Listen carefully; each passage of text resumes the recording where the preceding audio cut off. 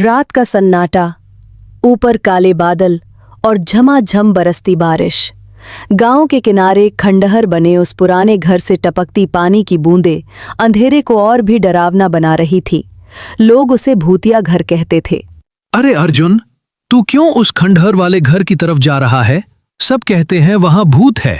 भूत वूत कुछ नहीं होता राघव, सब अंधविश्वास है।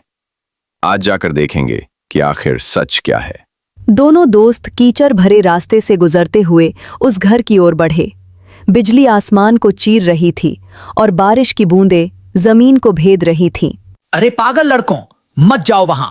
उस घर से अभी भी चीखें सुनाई देती हैं। कितने लोग गए, लौट कर नहीं आए। काका जी, डर फैलाने से सच बदल नहीं जाएगा। मैं आज जाकर देखूंगा कि उस घर में छुपा क्या है। काका जी की आंखों में डर था, पर अर्जुन के चेहरे पर जिज्ञासा। राघव कांपते हुए भी अर्जुन के पीछे चल पड़ा। आखिरकार वे दोनों उस भूतिया घर के सामने खड़े थे।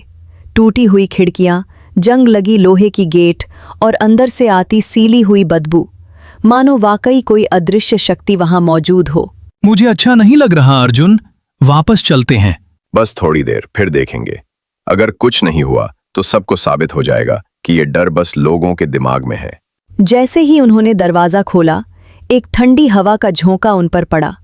अंधेरे में चमगादनें फड़फड़ाईं और बारिश की बूंदें छत से टपक कर डरावनी आवाज कर रही थीं। तुम लोग यहाँ क्या कर रहे हो? अरे प्रिया, तू यहाँ? मैं जानती थी तुम दोनों यहाँ आओगे। मैंने भी सुना है कि इस घर में एक स्त्री की आत्मा भटकती है, उसका बदला अधूरा है। तीनों टॉर्च जलाकर घर के अंदर घुसे। हर कमरे में अंधेरा, टूटे सामान और दीवारों पर उभरती नमी। अचानक ऊपर की मंजिल से किसी महिला की करुण आवाज गूंजी।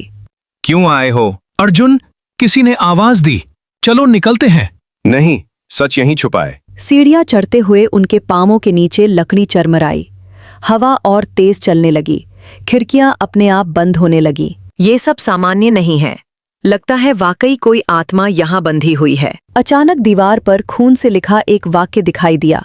मेरा न्याय दो। हे भगवान, ये किसने लिखा? मैंने कहा था ना, ये घर श्रापित है। सालों पहले यहाँ जमुना नाम की औरत रहती थी।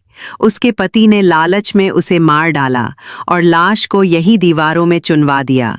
तब से उसकी आत्मा भटक रही है, तो हमें उसकी आत्मा को शांति दिलानी होगी। हाँ, तभी ये डरावना माहौल खत्म होगा। बाहर बारिश और तेज हो गई।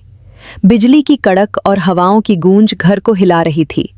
अचानक सबके सामने एक धुंधली आकृति प्रकट हुई। वह जमुना की आत्मा थी, भीगी साड़ी में, चेहरा सफेद और आंखें लाल। मेरा अन्याय मिटाओ, नहीं तो ये घर कभी चैन नहीं पाएगा। अर्जुन, ये सचमुच भूत है। माँ, हमें बताइए, आपको न्याय कैसे दिलाएं? आत्मा ने कांपती आवाज में सब सच बताया।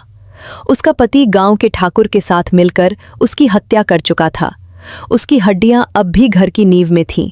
हमें उन हड्डियों को ढूंढकर सही संस्कार करने होंगे, तभी ये आत्मा मुक्त होगी। हाँ बच्ची, यही एक उपाय है। बिजली की रोशनी में सबने मिलकर घर की नींव खोदनी शुरू की।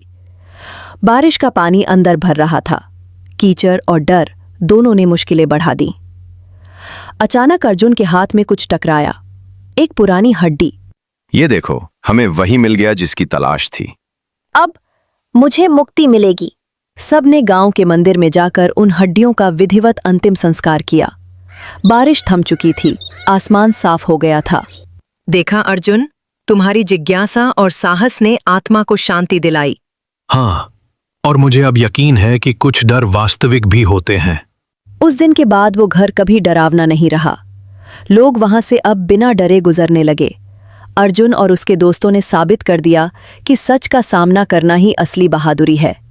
कहानी का संदेश: डर से भागने से समस्याएं खत्म नहीं होती।